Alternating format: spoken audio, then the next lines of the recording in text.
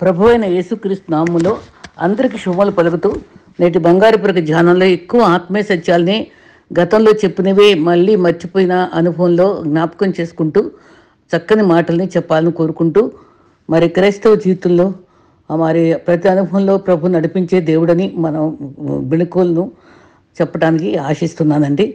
అయితే మరి ప్రతి విశ్వాసీ జీవితంలో అర్థం చేసుకున్న వాళ్ళు మనకు తక్కువ అవుతారు, కానీ మనమే అందరికీ అర్థమయ్యేలాగా మనలో ప్రభును చూపించే రీతిగా బ్రతకాలి. అయితే విలువ అనేది మనం అడిగితే వచ్చేది కాదు, మనం క్రైస్తవ ప్రవర్తన బట్టి మనకిచ్చే గౌరవం.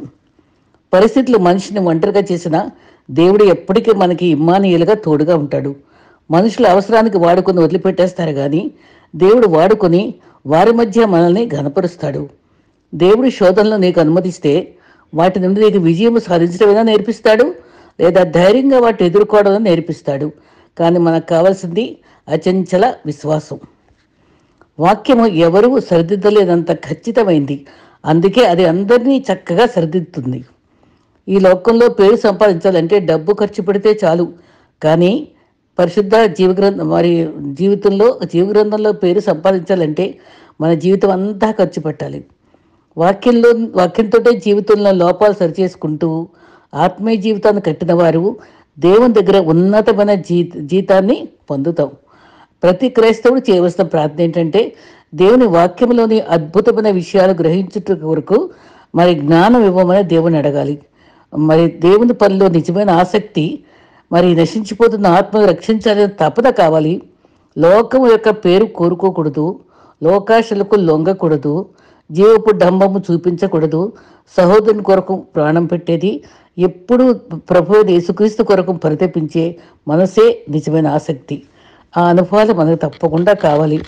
ఆసక్తిగా దేవుని సేవించడంలో మనం ఎప్పుడు పనిగలిగి ఉండాలి. నిరుత్సాహం అనేది విశ్వాసంకు వ్యతిరేకమైనది. మన జీవితంలో దేవుడి కార్యమును అడ్డుకునేటువంటి సైతాను సాధనమే అది. మరి ఇతర తప్పులు పట్టుకుని ప్రయత్నిస్తే మన హృదయం కలుషితమైపోయి చెడిపోద్ది. కాబట్టి తప్పులు వెతుక్కోకుండా మనం ఉపేక్షించాలి. ప్రార్థన అంటే తండ్రి సహాయం కోసం పిల్లల వలె చేయి చాపటం. దేవుడు మన చేతుల్లో ఉంచిన అత్యంత శక్తివంతమైన ఆయుధము ప్రార్థన.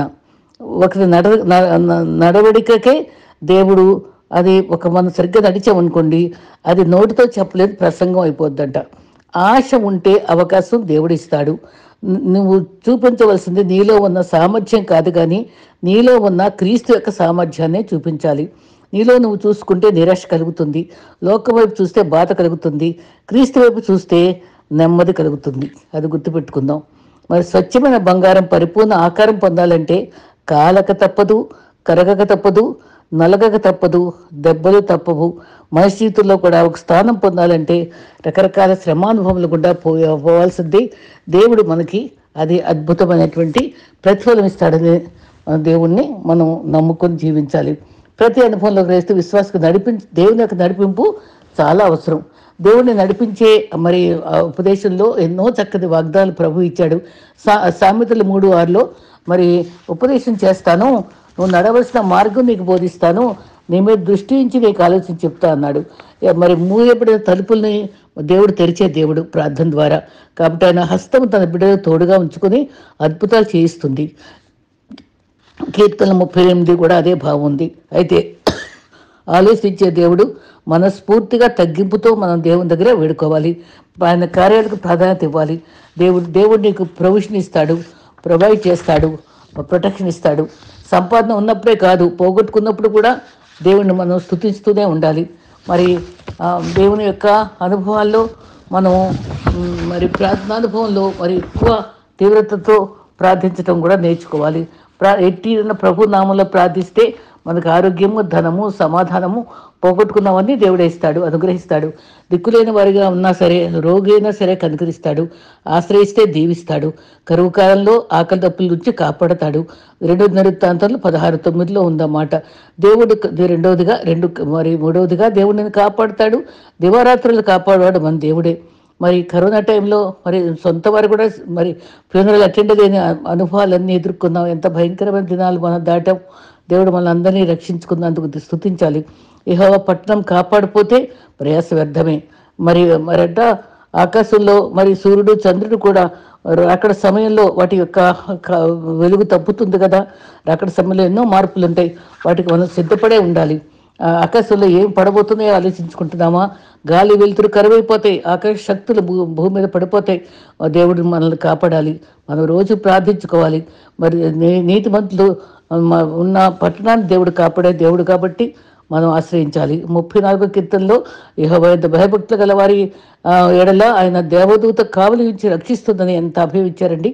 2 తిమోతి 4:18లో కూడా మరి ప్రభువు అది దుష్కార్యం నుండి తప్పిస్తాడు, తన పరలోక రాజ్యంలోకి చేరినట్టు రక్షిస్తాడు, మరి యుగంలోకి ఆయన మహిమ కలుగును గాక అని కూడా చెప్పబడింది. శ్రమల్లో తప్పించే దేవుడు తోడుగా ఉంటాడు.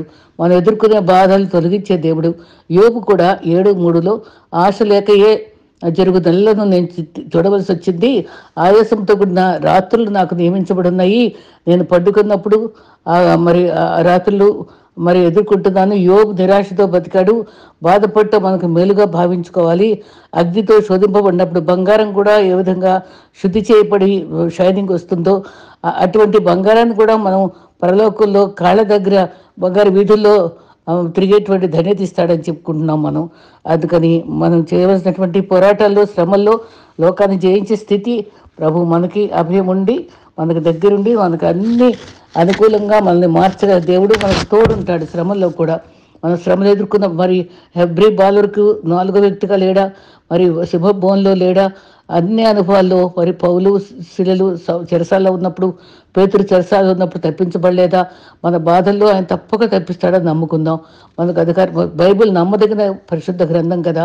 దీవెనలన్నీ మనకు మన నోట్లోనే పెట్టాడు. ఎవరో ప్రార్థించాలి, ఎవరో దీవెనలు ఇవ్వాలి, ఎవరో ప్రాఫెసీ చెప్పాలని కాదు. మనమే మా బిడ్డల్ని దీవించుకోవాలి, ప్రార్థించుకోవాలి, వినయంగా మరి శ్రమలను ఎదుర్కోవాలి. భక్తితో ఆయన ఉంటే దేవుడే మనం సరిచేస్తాడు. దైవ కార్యాలన్నీ శ్రమల్లోనే మనం అనుభవం ద్వారా గ్రహించగలము. రోగమున్నవారు స్వస్థత పొందుతారు. మరి ప్రార్థనాత్మతోటి మనం జీవించడానికి కృపనిస్తాడు. అసాధ్యాలు సుసాధ్యం చేస్తాడు. మరి అంత భయంకర అనుభవాల్లో బైబిల్లో భక్తుల్ని కాపాడే దేవుడు మనల్ని కూడా కాపాడుతాడని విశ్వాసం ఉంచుకోవాలి. తర్వాత కీర్తనలో 6:6లో మూలుగుచ్చు కన్నీరు విడుచుచున్నానని అక్కడ చెప్పుకున్నాడు. అటువంటి పరిస్థితుల్లో కూడా దేవుడు మనకు అండగా ఉంటాడు.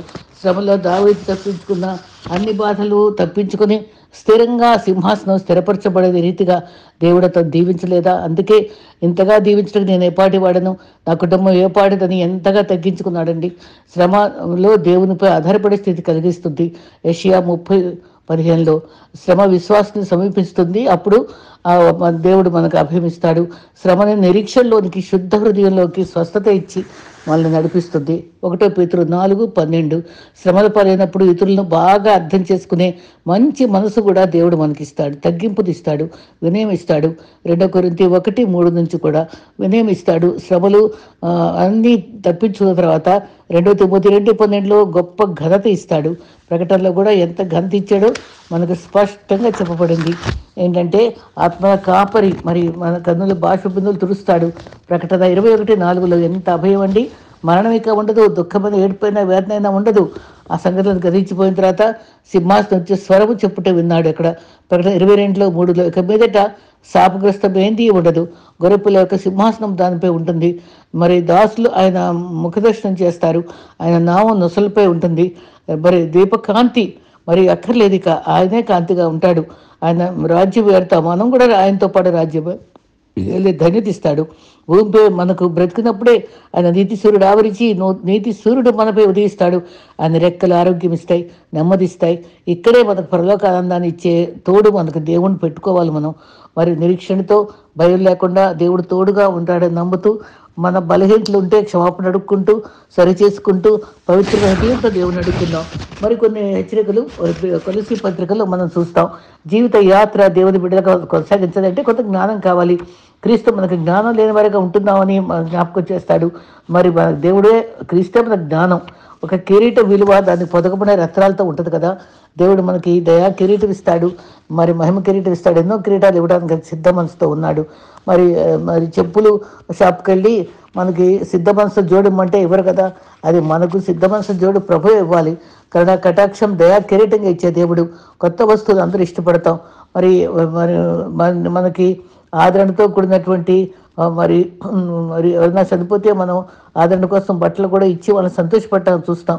కానీ ఒక వ్యక్తి జీవితంలో వాక్యం నడిపించబడాలంటే నూతన అనుభవాలు మనకు కావాలి. నూతన అనుభవాలతో ముందుకు సాగాలి. ఎవరైనా క్రీస్తు ఉంటే నూతన శక్తి పూర్తిగా మారిపోవాలి. పాత అలవాట్లన్నీ మారిపోవాలి. మరి చాలా మంచి విషయాలు కొలస్సీలో మనకు చెప్పారు. ఇకనైనా ఆసక్తిగా చదివి ధ్యానించాలి. బైబిల్ వాక్యం మన చేతిలో ఉండాలి. ఫోన్లో ఉండే వాక్యం అంటాం కాదు, గ్రంథం మన చేతిలో ఉంటుంది, ఒక అండ అని భక్తితో క్యారీ చేస్తే. పౌలు శీలలు మరి మరంట ఒక చక్కని ఎగ్జాంపుల్ చెప్పారండి. చేపలు మనం వాడుకునేటప్పుడు పులుసు ఉంటుంది, అక్కడ పైన పులుసులు అన్నీ తీసేస్తాం. తర్వాత తలకాయలో త్రిభుజాకారంగా ఉండే తలకాయ కూడా ఆ డప్పులన్నీ తీసేస్తాం. ఈ పులుసు ఉంటే డప్పులు ఉంటే ఆ చేప నీళ్ళలో ఎదురుద్దంటండి జీవంతో. అది మనం కూడా అలాగే జీవంతో సమస్యలను ఎదుర్కొనే వాళ్ళంగా ఉండాలని కంపేర్ చేశారనమాట. నెమరు వేసే జంతువులు ప్రత్యేకంగా ఉంటాయి. నెమరు వేసే జంతువులు విలువైనవి, తర్వాత ఎదురేదే చేపలు కూడా విలువైనవి. ఆ రీతిగా మనం ఉండాలి. ఇఫ్రాయిము భక్తి ప్రాతకాలంలో ఎగిరిపోవు మేఘంగా ఉన్నాడు. నాడు వర్షించిన మేఘంలా ఉండకూడదు. పోయిన కాలం మళ్ళీ తిరిగి రాదు. దీపం ఉన్నప్పుడే మన జీవితాన్ని చక్కబెట్టుకోవాలి. మరి ప్రారంభం నుండి మనం మరి ఒక్కొక్కసారి ఉరిసెక్ చేసినప్పుడు క్షమాభిక్ష ఇచ్చి ఒక కాగితం పంపిస్తే అది అందటానికి లేట్ అయిపోయిందంట. 4 నిమిషాలు లేట్ అయిపోయేటికి ఉరిశిక్ష అయిపోయింది. ఆ కాలం చూడండి ఎంత విలువైందో. ఆ 4 నిమిషాలు కమ్యూనికేషన్లో తేడా వల్ల ఒక ప్రాణం పోగొట్టుకోవడం జరిగింది. అలాగే కాలాన్ని మనం సద్వినియోగం చేసుకోవడం నేర్చుకోవాలి. విలువ తెలుసుకోవాలి. శ్రద్ధగా జీవించాలి. శూలమతి జీవితాన్ని అంచుకుంటే నేను నల్లని దాన్ని చెదుచూపు చూడొద్దు అని అంటే, ఎప్పుడైతే సొలొమోను ఇష్టపడ్డాడో తన గౌరవం పెరిగింది. అందరూ కూడా తను చూడాలని ఆశపడతారు. అని అందము చూడాలి అని ఆమెకు పల్లకి పంపిస్తారు. అలాగే దేవుని మనం మోస్తే ఆయన ఎడల గౌరవంతో ఉంటే మనకు కూడా విలువ దొరుకుతుంది. మరి క్రీస్తుని మోసిన గాడిదకి కూడా సన్మానం జరిగినట్టుగా ప్రభువుని నమ్ముకుంటే మనకు కూడా సన్మానము, ఘనత, ఆదరణ దొరుకుతుందని నమ్ముకోవాలి. ఆయన నమ్ముకుంటేనే, మనుషులు నమ్ముకుంటే వ్యర్థము. ఈరోజు సంతోషంగా గౌరవిస్తారు, ఇంకో రోజు తోలునాడుతారు, విమర్శిస్తారు. మనుషుల ప్రేమ వ్యర్థం. మనుషులు నమ్ముకుంటు కంటే దేవుని నమ్ముకోవడం అని బైబిల్లో కూడా చెప్పబడింది. కొలస్సీ పత్రికలు 4 ఉన్నాయి, కానీ మంచి వర్తమానాలు దేవుని మనకు దాచిపెట్టి ఉంచాడు. అయితే ఈ క్రీస్తు దైవత్వము వివేకానంద స్వామి కూడా ఈ కొలస్సీ పత్రిక చదివి క్రీస్తు గురించిన మంచి అనుభవాలను పొందుకున్నాడని ఆయన జీవిత చరిత్రలో ఉందట. శ్రేష్టమైన సంఘం లౌదికియా, లోయపుర అనే పట్టణాల్లో ఇది శ్రేష్టమైనటువంటి సంఘంగా ఉందంటండి. అది క్రీస్తు దేవుడు ఎలా ఉండాలో, ఎలా బ్రతకాలో, మరి ప్రకృతి సంపదలు ఉండేట. చాలా రిచ్ కంట్రీ ప్రాంతం అంటది. వ్యాపార కేంద్రంగా ఉండేదంట. దానికి ఎవరిని నాయకుడిగా పెట్టాడు? ఎఫ్రాకి. పౌలు చెరసాల్లో ఉండి ఎఫ్రా ద్వారా ఉత్తరం వాళ్ళకి పంపాడు. వాళ్ళకి హెచ్చరికలు ఇస్తాడు, ఇలా ఉండాలి, అలా ఉండాలని. ఎప్పటికప్పుడు ఇన్ఫర్మేషన్ వాళ్ళు ఎలా ఉన్నారు ఆత్మీయంగాని పౌలుకి చెప్తుంటే పౌలు హెచ్చరిస్తాడు అనమాట. అది మరి దానికి ఏ పాపము అరణ్యంలో బలిపీఠంను మరి పాపం చేసి బలి పశువులాగా మరి మా పాపాలన్నీ కూడా ఒక పశువుపై పెట్టి అమాయకమైనటువంటి ప్రాణిని చంపి పెట్టేటువంటి బలి ఇచ్చే అవసరం లేకుండా క్రీస్తు మన కోసం బలయ్యాడు. గొర్రెపిల్ల రక్తం ఇంకా చిలకరింపులు ఇవన్నీ అక్కర్లేదు. క్రీస్తే మనకు ప్రాయశ్చిత్త బలిగా మనకు అర్పించిన అనుభవంతో ఆయన మనం ఎంతో గౌరవించుకొని ఆయన రక్తం ద్వారా మనకిచ్చిన విమోచన బట్టి మనం ఎప్పుడు స్తుతించుకోవాలి. మనం మంచి క్రియలు చేయాలి, మంచిగా ఆరాధించాలి. మరి పౌలు మంచి ఉత్తరం రాశాడు. రక్షణ అనుభవిస్తూ కొనసాగాలని హెచ్చరించాడు. 3 నుంచి 17 వరకు కొన్ని విషయాల్లో 10 వాటినే వెతకాలి, భూసంబంధమైన వాటిని కాదు. భూసంబంధం మాటిపై మనసు ఉంచుకోవద్దు. భూమి మీద పరదేశులుగా యాత్రికులుగా ఉండాలి. ఏ యోగ్యత అయినా 8వ మాటలో ఏ మెప్పైనా ఉన్న ఎడలా లోకంలో ఉన్న వాటిని ప్రేమించకూడదు. దేవుని కన్నులెత్తి ప్రభు వైపు చూడాలి, లోకం వైపు మాత్రం చూడటానికి ఇష్టపడకూడదని చెప్పాడు. ఎవరు బైబిల్ పట్టుకుని వారికి గొప్ప గుర్తింపు అని చెప్పుకున్నాం కదా. 4వదిగా కృతజ్ఞతాభావం కలిగి ఉండాలి దేవుని ఎడల. అది కొలస్సీ 3:15 ఉంది. 92 కీర్తనలో కూడా కృతజ్ఞత చెల్లించుకోవాలి. 1 దశలోని 15 మరి దేవుని మహిమపరచుకోవాలి. సణుగుడు, సంశయాలు పోగొట్టుకోవాలి. మరి బట్టల షాప్కి వెళ్ళి 100 చీరలు తీయించి నాకు ఇంకేది నచ్చలేదని వచ్చేస్తే వాడు విసుకుంటాడు కదా. అలాగే మన జీవితాలు ఎన్నో విసుగుదలు ఉంటాయి, తొందరపాట్లు ఉంటాయి. అవన్నీ కూడా మనం గుర్తుపెట్టుకొని ఎవరెవరిని ఇంట్లో వాళ్ళని కానీ బయట వాళ్ళని కానీ విసుక్కున్నాము, అమర్యాదగా నడుచుకున్నాము అన్నీ సరి చేసుకోవడానికి ఏ రోజుకి ఆ రోజు మనం పవిత్రపరచుకోవడానికి ఇష్టపడాలి. ఆహారము, వస్త్రాలు ఇవన్నీ కూడా మనకి దేవుడు మనకిచ్చినందుకు థ్యాంక్ఫుల్గా ఉండాలి. కృతజ్ఞతా భావంతో మనం జీవించాలి. ప్రతికూల పరిస్థితుల్లో కూడా మనం దేవుని స్తుతించే వరంగా ఉండాలి. మన స్తుతి ఎప్పుడు కూడా మరి దేవునికి అందుకునేటట్టుగా ఉండాలి. మరి దేవుడు వందనాలు చెల్లించినప్పుడు ఆయన ఎంతో ఇష్టపడతాడు. మరి యోబు జీవితంలో ఆయన ఎంతో చక్కగా దేవుణ్ణి ఎప్పుడు దూషించలేదు. ఏ శ్రమ వచ్చినా తను నా విమోచకుడు సజీవుడనే హృదయంలో ఆనందించుకుంటూనే స్తుతించుకునే ఉన్నాడు. క్రీస్తు వాక్యము మనసులో ఉంచుకోవాలి. ఆత్మ సంబంధమైన పాటలతో ధ్యానిస్తూ ఉండాలి. ధర్మశాస్త్రం ఎప్పుడు ధ్యానించాలి. చివరిగా సంఘంలోకి అటాచ్ అయిపోవాలి. ఒకరొకరు బోధించుకుంటూ బుద్ధి చెప్పుకుంటూ అవయవాల్లో పాలువారుగా ఉన్నట్టుగా సంఘంలో మనం ఏకీవించి పనిచేసేవారుగా ఉండాలి. మరి సంఘంలో నాటబడిన ద్రాక్ష వలె ఫలించాలి. లోక స్నేహం కాదు, దేవుని దృష్టిగా సరికాదు. మన దేవుని దృష్టిలో పవిత్రంగా జీవించడానికి, మరి అన్యోన్యంగా జీవించడానికి, మన కుటుంబాన్ని క్షమపరచుకోవడానికి, వాళ్ళందరినీ కూడా దైవరాజ్యంలో చేరేటట్టుగా ఒక ఆయన మరి మరణించే ముందు వాళ్ళ బిడ్డలందరూ చూడాలని అమెరికా దేశంలో, ఆస్ట్రేలియాలో ఉన్నప్పుడు వాళ్ళందరినీ పిలుచుకున్నారట. పిలుచుకొని చుట్టూ పెట్టుకుని అన్నారట, నాకు త్వరలోనే చనిపోతాను, మీలో ఎవరైతే క్రీస్తుని అంగీకరించారో వాళ్ళని నేను తప్పకుండా చూస్తాను. ఎవరు రక్షించబడలేదో వాళ్ళు మాత్రం ఏడవండి, రక్షించబడిన వాళ్ళు ఎవరు ఏడవద్దు. ఎందుకంటే నన్ను మళ్ళీ తిరిగి చూస్తారు మీరు. నేను అక్కడ మంచి స్థలంలో నేను ఉంటాను. అది ఎంత చక్కటి మాట అండి. నిజమే.